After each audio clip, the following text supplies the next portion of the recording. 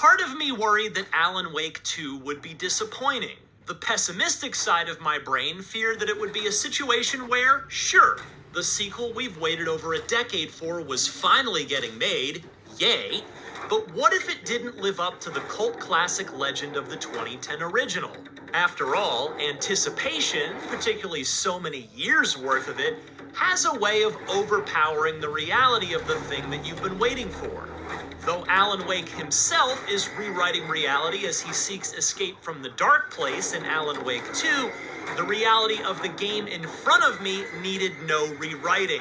I played a few hours of it across 2 different missions, and what I've experienced is fantastic, simultaneously feeling almost nothing like the original from a gameplay perspective, but also 100% Alan Wake. In the play, it's where the devil rewrites reality whilst God is asleep. The devil was our star role. We've written a lot and shown plenty of Alan Wake 2 during this month's exclusive IGN First coverage, so I want to focus solely on my personal thoughts of Remedy's long-awaited sequel on both a macro and micro level after finally getting to play it.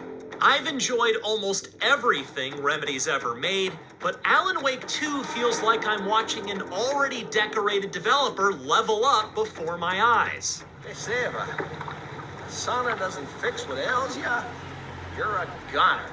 They also say silence is golden.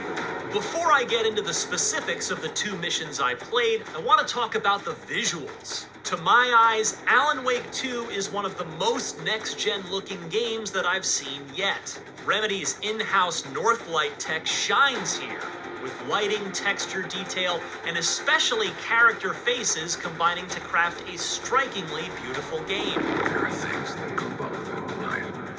But none of that would matter if Alan Wake 2 weren't fun to play. And thankfully, if the 2 missions I played are any indication, it's riveting. The story is clearly deep, layered, and engaging. That much was obvious even though my demo threw me right into the middle of the game. Wake says the story will change reality around us. If that's true, then I need to know what's real and what's fiction. My first mission was FBI agent Saga Anderson's third. You'll be able to swap back and forth between Saga and Alan at will, so her third could be your, say, 8th if you decide to play a bunch of Alan missions first. Hey, I'm looking for Ilmo Cascella. In it, she had to wander around a flooded town that, per the reality being rewritten by Wake but not the actual reality she knows, she resides in at a trailer park. The flooding is even worse here. More like underwatery. From watching Ati sing at the rec center, and if you've played Control, Ati may look familiar,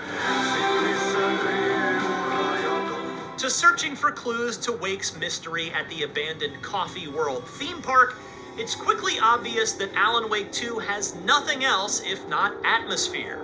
While I knew going in that this sequel was leaving action-adventure gameplay behind for pure survival horror, I didn't know quite how much Alan Wake 2 would lean into clever puzzle solving. What's the combination? Play the puzzles, or why not just use keys? One at Coffee World tasked me with finding a safe code, which had to be deduced by using not super obvious context clues in the room the safe is located in. Another involved finding a particular item using a clue and then analyzing the environment to find the rest of the information I needed when I located it. I hope the rest of the game has as many fun puzzles as this mission does. This is the cult's hideout. Their headquarters, even? Combat, meanwhile, is given weight by being slow and deliberate, as you'd expect in a survival horror game. Just like in the first Alan Wake, you'll need to make the Taken vulnerable by burning them with your flashlight and then finishing them off with your firearms.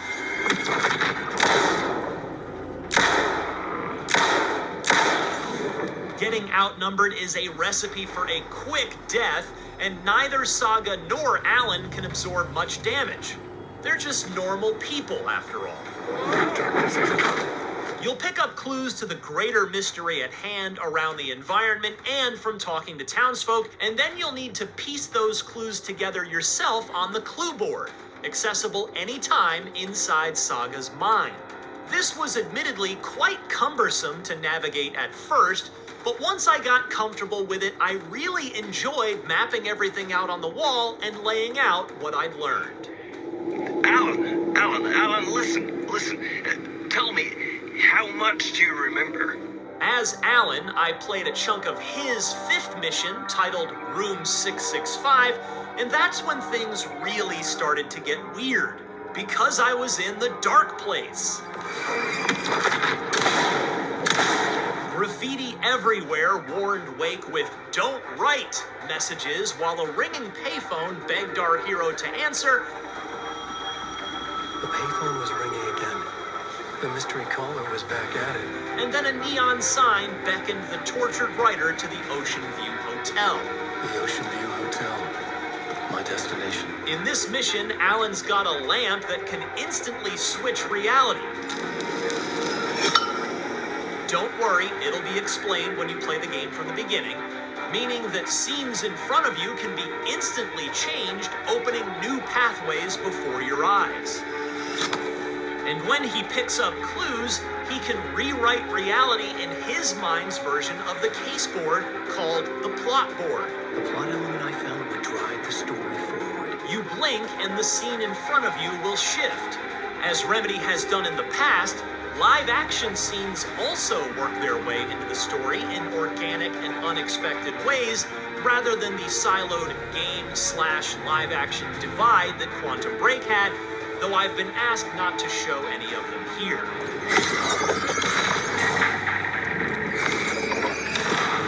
I can say that these are a big plus in my brief experience thus far, as they add another layer of mystery and intrigue to a story that's not exactly lacking in that valuable commodity as it is.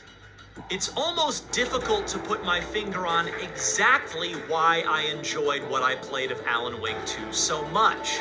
I don't want to spoil anything, so I'll say it this way. I suppose it starts with the story, as there's way more to get invested in here, narratively speaking, than most games in the survival horror genre. Sometimes a quaint small town. Sometimes a hulking metropolis.